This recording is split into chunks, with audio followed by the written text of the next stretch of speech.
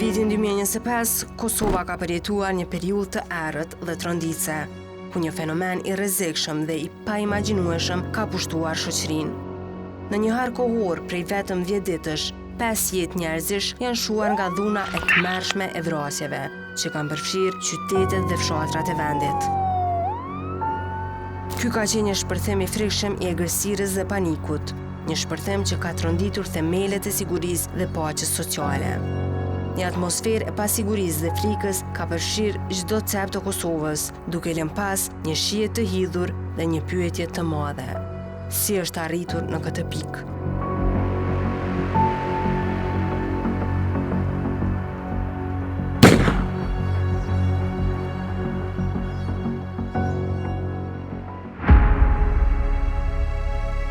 Armend Halimi, kriminolog për ekspoze prodhem i Gazeta Blic, ka theksuar se vrasjet në Kosovë kanë kaluar në një dukuri shqetësuese, duke u rritur në mënyrë alarmante përkundër tendencave për ulje që ishin vënë re para pandemisë.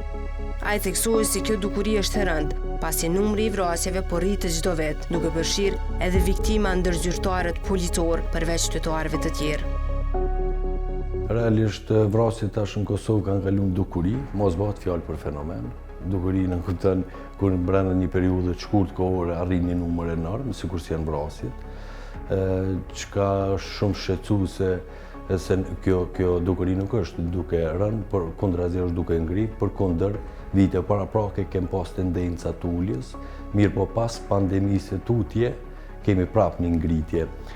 Çka vlen të theksohet në këtë drejtim se veç zyrtar policor janë me dhjetra të vrarë vitet të fundit, por jashtë edhe qytetarët.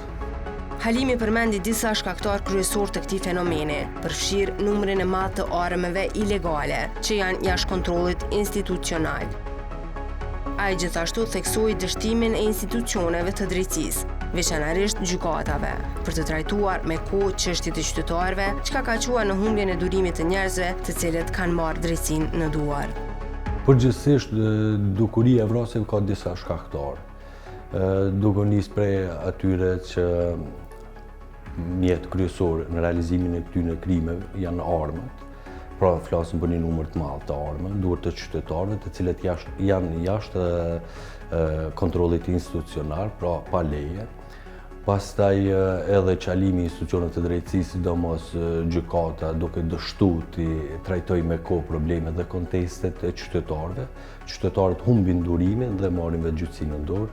Pastaj dukuria e vrasjeve është shënuar edhe si rezultat i krimeve të ndryshme, sidomos atyre të grabitjeve dhe vjedhjeve. Pastaj edhe hakmarrjes, siç e tham, konteste pronësore e kështu me radhë. Avokati Skender Musa ka theksuar se numri i vrasjeve ka shënuar një rekord të frikshëm që nuk është parë më parë. Ai kërkoi fushata të ngjashme me festo pa armë që ka dhënë rezultate dhe bashkëpunim të ngushtë mes Ministrisë së Punëve të Brendshme dhe asaj të Arsimit. Numri i vrasjeve për fatkeq muajin e fundit është shuar dhe është një numër rekord që nuk ka ndodhur më herët të kemi 5 viktima brenda 7 ditë respektivisht 10 ditëve, siç ka ndodhur tash. Unë mendoj që prapë do të vazhdohet me një fushatë nga Ministria e Punëve të Brendshme, ndoshta në bashkëpunim me Ministrinë e Arsimit dhe me Ministrinë e Drejtësisë lidhur me vrasjet që po ndodhin në Kosovë, sepse po i dëgjoj shumë analistë që po thonë do të me vepru gjykatat dhe prokurit. Gjykatat dhe prokurit nuk bëjnë fushata, por merren me pasojat që shkaktohen nga vrasja ose nga plagosja, vrasje tentative, lëndime trupore kështu me radhë. Gjykata, prokuria aktivizohen pasi ndodhin veprat penale. Vetëm një element të dënimi është që ka të bëjë me ndikim të kryesit potencial, që dënimi shqiptohet, bëhet publik për shkak që me ndiku të persona tjerë që mund të kenë prirje për kryen e vepra penale të ngjashme. Mirë po ajo është e pamjaftueshme sepse gjykata nuk ka drejt, nuk është e detyruar që të bëjë ndonjë sponsorizim apo të bëjë thirrje që të ndalohen apo të gjendet një slogan adekuat që do të kishte ndikuar të qytetarët për me ndalu format e veprave penale që kanë të bëjnë kundër trupit dhe jetës së njeriut. Avokati kërkoi një angazhim të qeverisë për të krijuar strategji sensibilizuese dhe fushata kundër vrasjeve dhe mbajtjes së armëve pa leje, pasi ato janë shpesh të lidhura me veprime të dhunshme.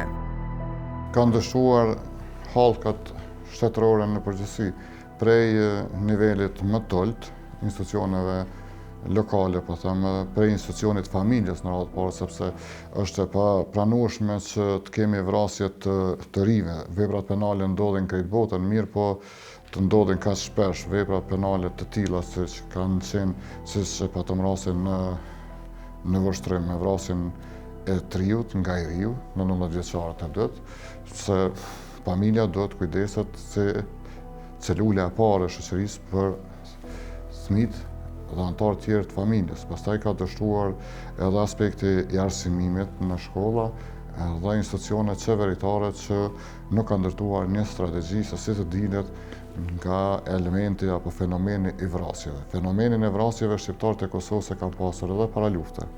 E kanë tash edhe pas lufte dhe kohëve të fundit ky fenomen është rrit.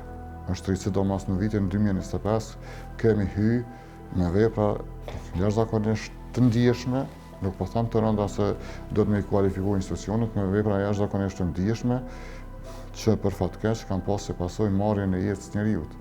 Dhe në këto do të secila qeveri që të formohet vjen ta bëjë një strategji që ta sensibilizojë opinionin publik dhe të sponsorizojë ndonjë fushat edhe kundër vrasjeve, por edhe kundër mbajtjes së armëve pa leje, sepse çdo armë që mbahet pa leje paraqet rrezik dhe mund ndodh që apo ndodh shumica në raste ndodh që ata persona janë në gjendje edhe të kryejnë veprat penale të vrasjes.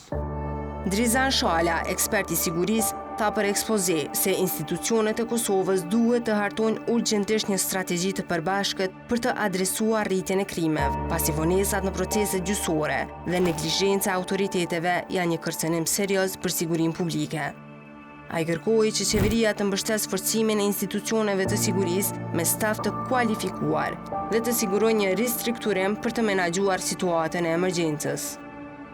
Tani më është të qartë që institucionet e Republikës Kosovës, ato ligjë zbatuese, po dhe sistemi gjyqësor do duhet që të hartojnë një strategji të përbashkët dhe imedialisht të takohen dhe për të përcaktuar qartat dhe konturat, por njëkohësisht edhe vlerësimin e institucionet të tyre se ku kanë gabuar, sepse raste të shpeshta në një interval kaq të shkurt kohor, padyshim që është një rrezik permanent për sigurinë publike, për sigurinë individuale, e cila më pastaj mund të reflektohet te siguria shtetërore qytetare të Republikës së Kosovës. Prandaj, organet ligjzbatuese, Policia e Kosovës, Prokuroria, por njëkohësisht gjyqësorët do duhet që lëndët të cilat janë në sirtarët e tyre dhe që pritet të kenë verdikte, mos të vanohen dhe mos të kemi fare neglizhenci më pastaj kjo çështje të përzgjedhet përmes formave kriminale dhe inkriminuese. Prandaj edhe veprimet të cilat duke ndërmarrë nga grupet kriminale, nga individët kriminal, peshojnë si të vetmen mundësi që të përmbyllin këtë çështje duke marrë drejtsinë e duhur të tyre. Qeveria e Republikës Kosovës do duhet të hartojë politika konkrete, do duhet që të mbështesë organet me çështjet humane, pra me personel adekuat dhe që të kemi një ristrukturim adekuat profesional të ndihmuar nga ana nivelit politik për të menaxhuar situatën e cila de facto ka dalur dhe ka devijuar nga konturat e së normalës. Për sa i përket armëve ilegale, Shala nënvizoi se ato janë thjesht mjete, por rreziku që ato krijojnë kërkon kampanja serioze dhe të sinqerta nga niveli politik, për të inkurajuar qytetarët të dorëzojnë armët dhe të përmirësohet menaxhimi i situatës. Lëndë të ngarkuara, lëndë e stërvjetura, janë një nga faktorë kyçe, mungesa e personelit adekuat dhe personelit përkas për të ndihmuar gjyqtarët, prokurorët dhe policët, padyshim që e vetë situatën në pikpyetje të sigurisë publike dhe të asaj nacionale. Prandaj, shteti i Kosovës do duhet mendoj në aspektin më formal. Sa përket elementit krucial, i cili tani më është duke diskutuar, debatuar çështja e armëve ilegale, unë mendoj që armët janë vetëm mjeti i cili kryen veprimin. Pra, edhe në këtë aspekt do duhet kemi kampanje serioze, kampanje të sinqerta nga ana nivelit politik për të menaxhuar situatën dhe për të nxitur qytetarët e Republikës Kosovës të dorëzojnë armët e tyre ilegale që kanë. Gjelal Hajrullahu, sociolog, thekson se numri i vrasjeve është një problem serioz dhe shqetësues për shoqërinë kosovare, duke i krahasuar këto shifra me ato të shteteve ku nuk funksionon ligji dhe rendi. Ai shpjegon këtë fenomen duke lidhur vrasjet me faktorë si papunësia, varfëria, kushtet ekonomike të dobta dhe pesimizmi, që krijojnë një klimë frustruese dhe të dhunshme. Në situata të tilla, individët shpesh humbin fjellësinë dhe vendosin për veprime të dhunshme, duke menduar si janë një zgjidhje, por që në fakt nuk janë. Si problemi një rëndësie të veçantë për të gjitha shoqëritë e botës, por edhe për shoqërinë tonë, është padyshim edhe numri i vrasjeve në vendin tonë, ku në 10 ditë në fundit, vetëm në vendin tonë janë vrarë dikun 5 persona, që i bie një ditë po, një ditë jo. Kjo shifër është shqetësuese për numrin e banorëve cilën e ka Kosova, gjithmonë duke u krahasuar edhe me ato vende dhe shtetet e cilat konsiderohen që nuk funksionon ligji dhe rendi. Në këtë drejtim, na mund të themi disa nga shkaktarët kryesorë të cilët çojnë deri tek vrasja e këtyre personave. Përkatësisht është papunësia, varfëria, janë kushtet e dobta ekonomike, njerëzit gjytojnë atë pesimizmin e thellë se me të vërtetë nuk ka të ardhmen në vendin në cilën jetojnë, janë të frustruar dhe mungesë të kushteve bazike çojnë deri tek dhuna, në këtë rast rezultati i dhunës i kemi pikërisht edhe këto vrasje.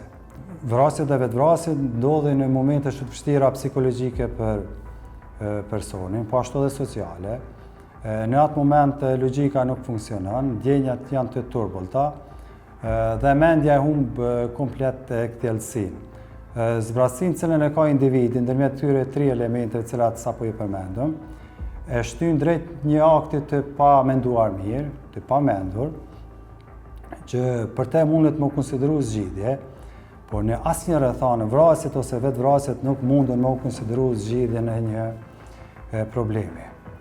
Faktorë tjerë apo shkaktarë tjerë normalisht janë edhe përdorimi i tepërt të armëve në vendin në të cilën na po jetojmë. Thjesht një qytetar i mvushtre me që ka qenë edhe adoleshent, qysh ka mundësi me i ra arma në dorë. Do me thonë që është mungesë e institucioneve të drejtësisë më marrë edhe për këto kategori, përkatësisht armëve të cilat janë të përhapura në masë të madhe në vendin në cilën na po jetojmë. Psikologja Atifete Sylla në një intervistë për ekspoze prodhemi Gazeta Blic theksoi se faktori kryesor që po ndodhin fenomene kaq të rrezikshme është lufta. Sylla tha se në këto raste po luan rol edhe familja, që sipas saj nuk po merren me edukimin dhe vlerat. Unë e kom theksu edhe ritheksu gjatë gjithë kohës si ne kemi probleme të shtresume. Edhe se cila, do me thonë, ka disa faktorë të cilët vërtet kanë ndiku, edhe sot neve kemi rritje të rasteve të dhunës, të vrasjeve, sidomos tek të rinjët. Së pari është lufta ajo që e ka ndiku vendin tonë, edhe ajo është përcjell në gjeneratat, pasi këto gjeneratat e reja janë rrit në ato familje. Neve e dim shumë mirë si me shëndetin mendor pas luftës, neve nuk jemi marrë, përveç asaj edhe para luftës nuk është se kemi qenë një popull që kemi pas një stabilitet ose siguri, ku siguria ndikon jashtëzakonisht shumë në shëndetin mendor të shoqërisë, që do të thotë neve kemi qenë të okupuar dhe nuk kemi pas siguri asnjëri. Tjetër që ka ndodhë, problemi është kemi humbë rëndësinë, nuk po i kushtojmë rëndësi vlerave ose promovimit të tyre, vlerat cilat kanë të bëjnë me moralin në raport me njerëzit edhe moralin në raport me shoqërinë, që do të thotë ka mungesë respekti, ka mungesë tolerancë, ku mungesa e tolerancës mundet me sjell të këto problematika. Këto nuk po promovohen as nga familja, po as nga institucionet. Së pari, tolerancën nuk e promovon përkundrazi, nuk ka tolerancë mes në aspektin ose mes partive politike, gjë e cila reflekton tek njerëzit. Tjetër, nuk ka tolerancë ose nuk ka respekt në institucionet shkollore. Ju e dini shumë mirë, nuk respektohet profesori ose mësuesi përkundrazi prindit ankohen nëse ka dhënë një vërejtje, po në njëjtën kohë edhe profesorët dhe edhe mësuesit nuk është si po i promovojnë ose po ju kushtojnë shumë rëndësi vlerat cilat duhet i posedojnë nxënësit. Tjetër familja. Familja nuk po mirret seriozisht me edukimin dhe me promovimin e këtyre vlerave të cilat janë ajo çfarë e ndikon një shoqëri. Mungesa e këtyre vlerave bjen në vrasje, në mungesa e tolerancës në vrasje, në rritje të rasteve të dhunës, me abuzim me substanca, do me thonë i filli i gjithë këtyre është mungesa e vlerave të cilat neve nuk po promovojmë. Kriminologu Armend Halimi thekson se rritja e dhunës dhe vrasjeve në Kosovë është pasojë direkte e dështimit të institucioneve të drejtësisë dhe pa aftësisë për të adresuar shkaqet e thella shoqërore. Ai thekson se mungesa e ndëshkimeve të forta krijon një kulturë të papërgjegjshmërisë, ku individët gjehen të pafajshëm dhe të pacensuruar. Po duke identifiku veç shkaktarët, do të thotë edhe pritet puna në drejtim të tyre, pra në parandalim, kryesisht me mbledhjen e armëve të cilat janë ilegale në dorë të qytetarëve. Pastaj punë më të madhe në brez kufitar, sepse armët zakonisht futen nga jashtë në Kosovë, pra luftimin e kontrabandës. Pos kësaj për ngritjen e efikasitetit e institucioneve shtetërore, për daljen në ndihmë dhe mbrojtje të qytetarëve, në mënyrë që qytetarët mos të marrin me gjyqësinë apo mos gjejnë arsye që vetë i zgjidhin problemet e tyre. Pastaj nëse nisem nga mënyra se ku kryen dhe si, mendoj se edhe mbikëqyrja me anë të kamerave apo elektronike më e madhe do të parandalonte sidomos dukuritë e kriminalitetit, grabitjet dhe vjedhjet, çka i bën që kryesit potencial të mos njihen komod në tentem apo në kryerje të krimeve të ndryshme. Po vetë fakti pra se kjo dukuri ka ngritë shqetësim në opinion dhe në gjithë neve, flet për një punë jo të duhur, jo të kënaqshme të institucioneve shtetërore, çka duhet të rishiku secili, duke nisë nga përgjegjësia dhe kompetencat e autorizimit që i mvesh ligji, pra duke rishiku secili se ku është problemi, për të ndërmarrë me kohë, me mjanu problemet dhe pengesat që paraqiten, dhe me kriju Kosovën një ambient të sigurt dhe të qetë për gjithë, për shka dhe proklamojnë edhe institucionet po me në mekanizma ndërkombëtar e që realiteti po flet të kundërt tonë. Pra këtu duhet përveç ndërmarrjes së masave edhe një lloj shikimit përgjegjësisë, qoftë edhe nga dorëheqjet e menaxhmentit të institucioneve të policisë apo institucioneve të drejtësisë kështu më radh. Mirë po, Skender Musa, avokat, tha se përkundër faktit se dënimet janë të rënda, nuk po kryejnë punë që njerëzit të vedisohen. Sa i përket shqiptimit të dënimeve apo sanksioneve penale, Kosova shqipton sanksione penale jashtëzakonisht të rënda për veprat penale të vrasjes, dhe edhe në momente kur ka institucione që kërkojnë rrethana lehtësuese, gjykatat e Kosovës duke pas parasysh numrin e madh të vrasjeve, rezervohen gjithmonë të shqiptojnë sankcion më të lartë me qëllim që të arrihet edhe efekti prapaveprues dhe të ndikohet te kryesit tjerë të vepra të kryesit potencial të mundshëm për të kryer vepra të ngjashme. Mirë po, përkundër faktit që kanë shqiptuar dënime të përjetshme, dënime kapitale në numër rekord vitin e kaluar që janë shqiptuar, dënime rekorde të kapitale të dënimeve, suksesi po shihet që mungon, për shkak se menjëherë në fillim të vitit 2025 ne po përballemi me 5 vrasje për 10 ditë. Çka do të thotë që ka nevojë diçka tjetër të ndërmerret dhe jo të mendohet që kjo çështje të zgjidhet përmes dënimeve. Xhelal Hairullahu shton se adoleshentët duhet të fokusohen në shkollë dhe në punë, ndërsa përgjegjësia për këto akte duhet të bjerë mbi institucionet vendore dhe për forcimin e sistemit gjyqësor, pasi mungesa e dënimeve ka kontribuar në rritjen e dhunës. Po, është fuqizimi i institucioneve relevante, drejtësisë, gjyqësisë, përmirësimi i kushteve ekonomike, reformat në arsim, shëndetësi, në kulturë dhe në gjitha fusha tjera që janë relevante dhe pjesë përbërëse në të cilën na po jetojmë. Këto janë ato mungesat bazike të cilat nuk ka interes edhe nga institucionet me u punu në këtë aspekt apo në këtë drejtim. Se rezultati krejt kësaj normalisht janë edhe këto normat sociale që qojnë edhe deri tek dhunat të cilat janë të krijuara brenda familjes, që realisht si vetëm mjet në zgjidhjen e problemit e kanë dhunën dhe e kanë vrasjen.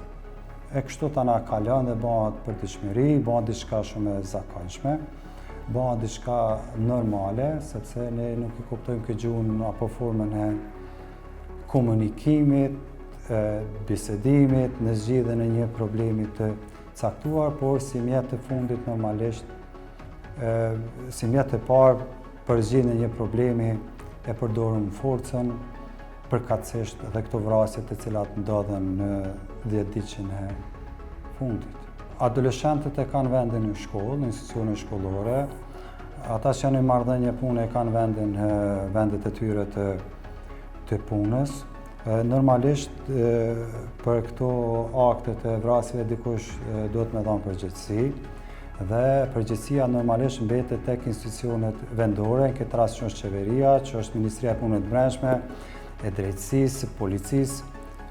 Mirë po, ajo që është më rëndësishme është me u funksionalizu apo me u forcu edhe sistemi gjyqësor, gjë që se rezultati mos dënimeve normalisht po kemi edhe akte të dhunës cilat veçmë janë të shprehura edhe në vend, edhe po e shoh.